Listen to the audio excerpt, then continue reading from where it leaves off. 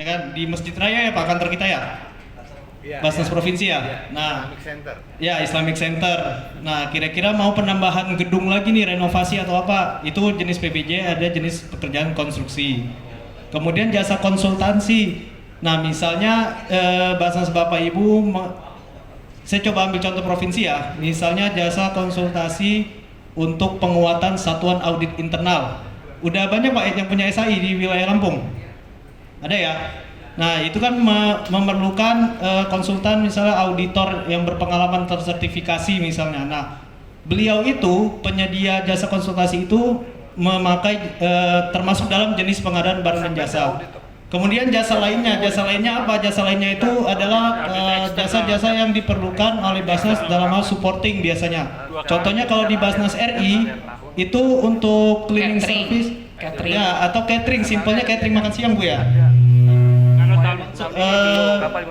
Penyedia makan siang Basnas. Nah itu kan pasti dikelola oleh bidang 4. Pengadaannya adalah pengadaan jasa penyedia catering tersebut gitu. Itu masuk dalam jasa lainnya seperti itu.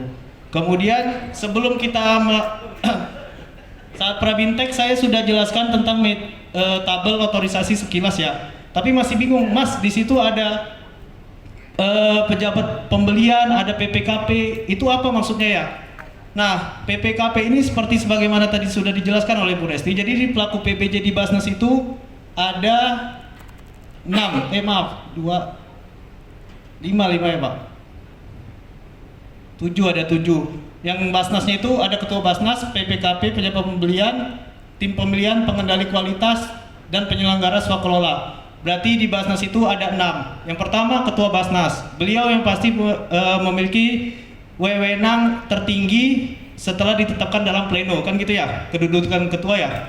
Kemudian ada PPKP. Nah PPKP ini apa? PPKP ini adalah pejabat pengelola kontrak pengadaan. Simpelnya mungkin Bapak Ibu sudah ada pengalaman melakukan metode tender di pemerintahan atau ada yang sebelumnya di pemerintahan Pak? Ada ya?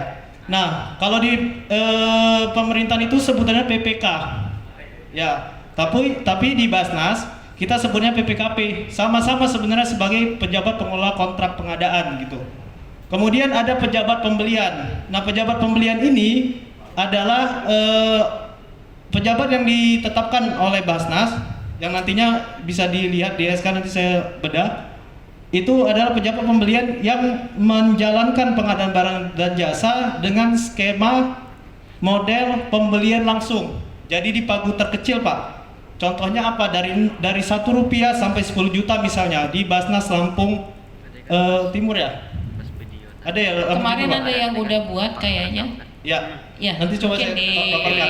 Lihat. Nah pejabat pembelian ini biasanya itu kalau di Basnas daerah kabak umum. Kabak umum atau paling rendah amil umum dan kabak umum gitu.